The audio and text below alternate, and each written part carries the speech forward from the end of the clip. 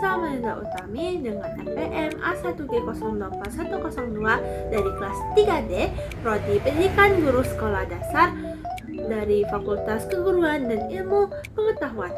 Nah, kali ini saya akan menjelaskan tentang materi hak dan kewajiban.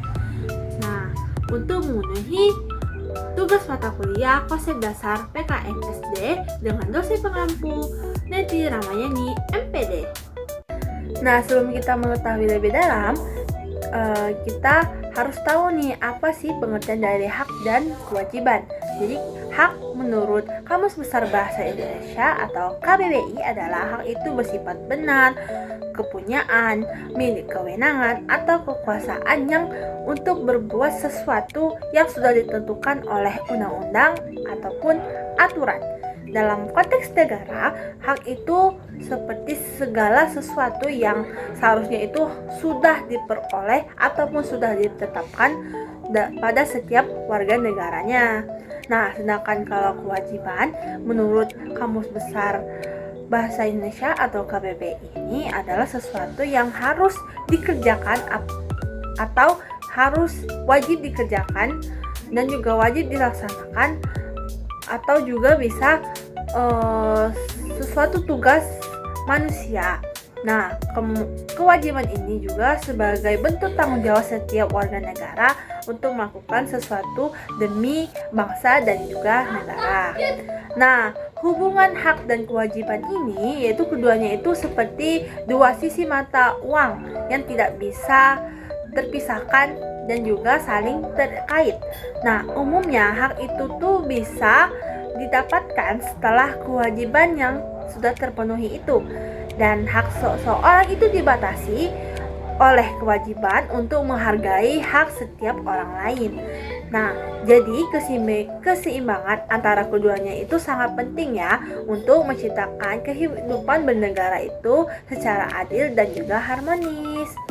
Hak dan kewajiban warga negara Indonesia itu sudah diatur secara jelas dalam Undang-Undang Dasar Negara Republik Indonesia tahun 1945 atau UUD NRI 1945, terutama dalam bab 5A yang menjelaskan tentang hak asasi manusia dan beberapa pasalnya.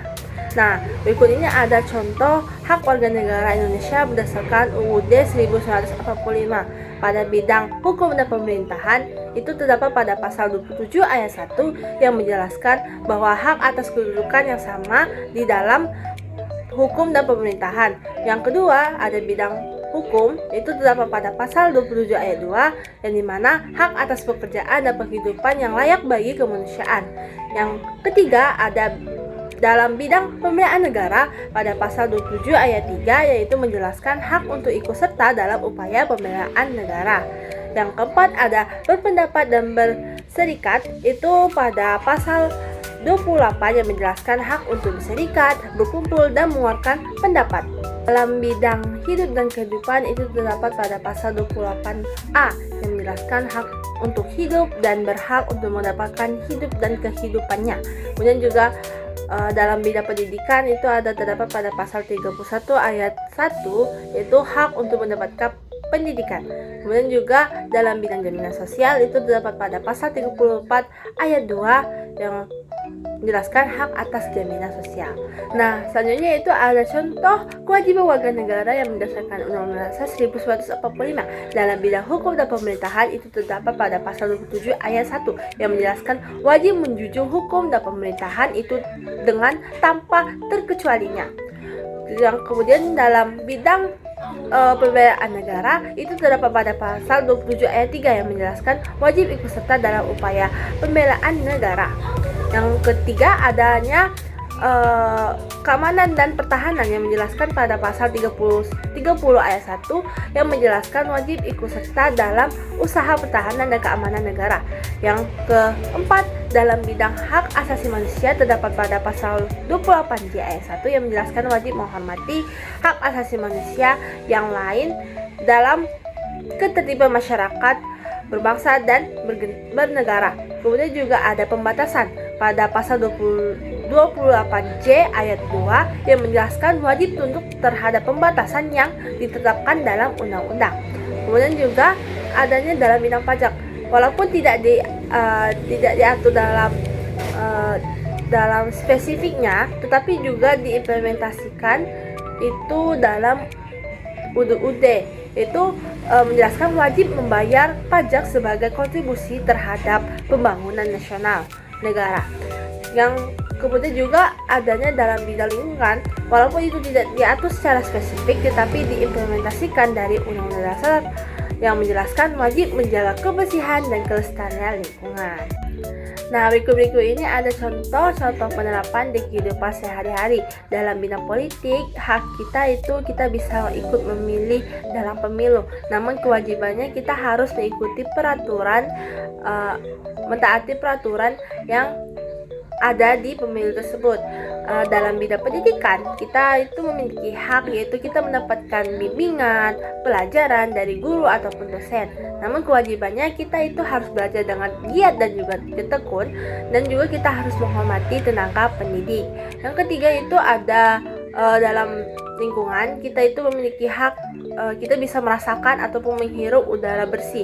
Namun kewajiban kita harus menjaga lingkungan sekitar seperti tidak membuang sampah sembarangan.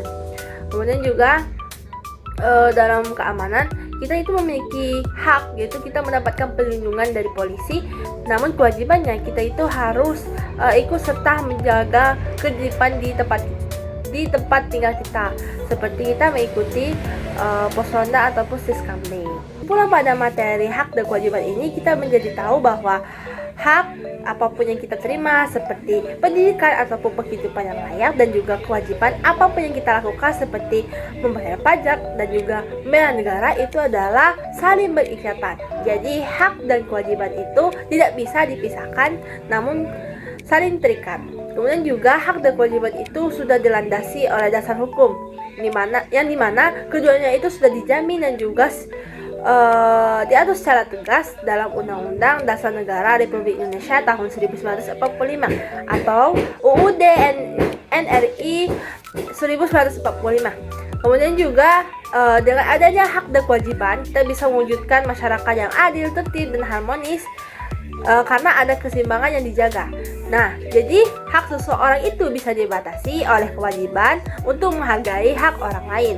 Kemudian juga kita memiliki rasa tanggung jawab dalam memahami dan juga melaksanakan kewajiban adalah bentuk tanggung jawab dalam moral yang harus dijaga setiap individu untuk mendukung keberlangsungan dalam kemajuan negara berdasarkan hukum.